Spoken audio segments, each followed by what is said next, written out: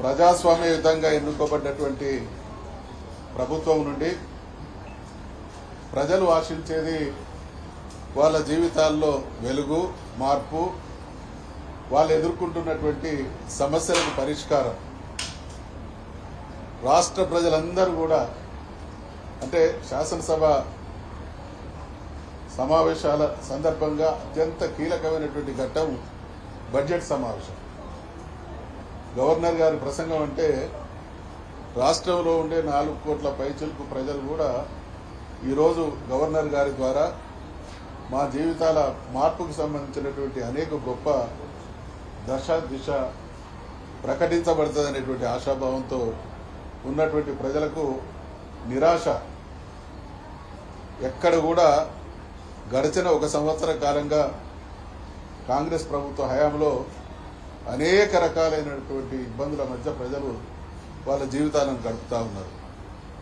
ఈ కొనసాగుతున్నటువంటి సమస్యలకు ఎక్కడ కూడా గవర్నర్ గారి ప్రసంగంలో పరిష్కారం కనబడలేదు. ప్రభుత్వం రాసిచ్చినటువంటి దాన్ని యాజ్ ఇట్ ఈస్గా చదవడం ఆనవాయితీ కావచ్చు, కానీ ఇది కాంగ్రెస్ పార్టీ కరపత్రం లాగా ఉన్నది.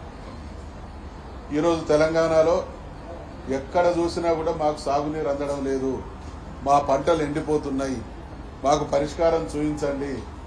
గతంలో తెలంగాణ రాష్ట్ర సమితి అధికారంలో ఉన్నప్పుడు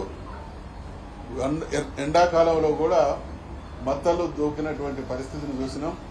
ఈరోజు మళ్ళీ 10 సంవత్సరాల తర్వాత కళ్ళ ముందు పంటలు ఎండిపోతున్నటువంటి దయనీయ స్థితి కొనసాగుతూ ఉంటే గవర్నర్ గారి ప్రసంగంలో ఎక్కడ ఈ రైతులను ఆదుకుంటాం, పంటల దయనీయ పరిస్థితి ఈ విధంగా ఉంది అనేటువంటి మాట ఒక్క చోట కూడా లేదు.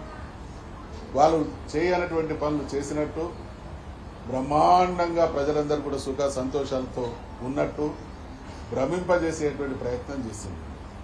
మనందరికీ కూడా తెలుసు, రుణమాఫీ విషయంలో మొదట్లో ప్రభుత్వం చెప్పినటువంటి మాట దాదాపు 40,000 కోట్ల రూపాయలు రైతాంగానికి అందించి మేము రుణమాఫీ చేస్తామన్నారు. ఈరోజు కూడా ఏ గ్రామానికి వెళ్ళినా రుణమాఫీ జరగనటువంటి రైతులు ప్రజలు మాకు వచ్చి నివేదిస్తూ ఉన్నారు. మరి ఇప్పటి వరకు చేసింది ఎంత, ఇంకా చేయాల్సింది ఎంత అనేటువంటి విషయంలో కూడా స్పష్టత లేదు. సన్నవడ్లు కొనమంటున్నారు. సన్నవడ్లు గ్రామాలలో పోతే మేము ప్రభుత్వం మా దగ్గర నుండి వడ్లు సేకరించినా ఇప్పటి వరకు డబ్బులు రాలేదనేటువంటి పరిస్థితి కొనసాగుతుంది.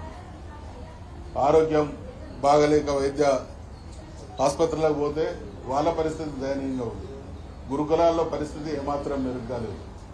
ఈరోజు వారు ఏమంటారు గవర్నర్ గారి ప్రసంగంలో, మహిళల గేమ్ చేంజర్ అట ఈ మహాలక్ష్మి పథకం.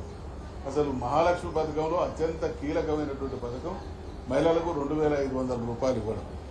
దాని ఊసే లేకుండా సంవత్సర కాలంగా వాళ్ళు చెప్పినటువంటి మేనిఫెస్టో 15 మాసాలు ముగుస్తున్నటువంటి సమయంలో వాళ్ళకి ఎలాంటి సహకారం అందించకుండా వాళ్ళ జీవితాల్లో ఏదో గొప్ప మార్పు జరిగినట్టు, అంటే అన్ని మసిబూసి మారేడు గాయ చేసేటువంటి మాటలే గవర్నర్ గారితో చెప్పించడం తప్ప ఈ రాష్ట్ర ప్రయోజనాలు, ఈ రాష్ట్ర ప్రజలు ఎదుర్కొంటున్నటువంటి సమస్యలకు పరిష్కారం చూపించినటువంటి పాపాన పోలేదు.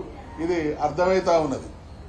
వచ్చే సంవత్సర కాలంలో కాంగ్రెస్ ప్రభుత్వ నిర్వాహకం ఏ విధంగా ఉండబోతున్నదో అనడానికి దర్పణం ఈరోజు గవర్నర్ గారి ప్రసంగం.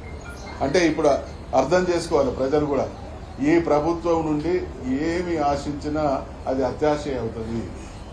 వీళ్లకు ప్రజల సమస్యలు పరిష్కరించాలనేటువంటి చిత్తశుద్ధి కానీ పాలన పైన పట్టు కానీ ఉన్నట్టు కనబడడం లేదు. దానికి నిదర్శనమే ఈరోజు గవర్నర్ గారి ప్రసంగం. కాబట్టి ఖచ్చితంగా భారతీయ రాష్ట్ర సమితి సభ్యులంగా గతంలో 10 సంవత్సరాలు పరిపాలనలో ఉన్నటువంటి పార్టీ వారిగా, తెలంగాణ సాధించిన పార్టీగా, తెలంగాణ ప్రజల ప్రయోజనాలకే అంకితమై పనిచేసేటువంటి పార్టీగా మా నాయకుడైనటువంటి కేసీఆర్ గారి దశ నిర్దేశంలో ప్రజలకు న్యాయం జరగడానికి ఈ వేదికను సద్వినియోగం చేస్తాం.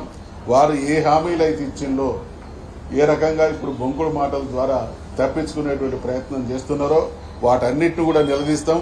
వీలైనంత వరకు ఈ ప్రభుత్వం చేతనే ప్రజలకు మంచి జరిగే విధంగా మేము శాసనసభ మండలి వేదికను సద్వినియోగం చేసుకుని కొంత ఫలితం రాబట్టడానికి ప్రయత్నం చేస్తాం. లేని పక్షంలో మాత్రం ప్రభుత్వ నిర్వాహకాన్ని ఎప్పటికప్పుడు ఎండగడుతూనే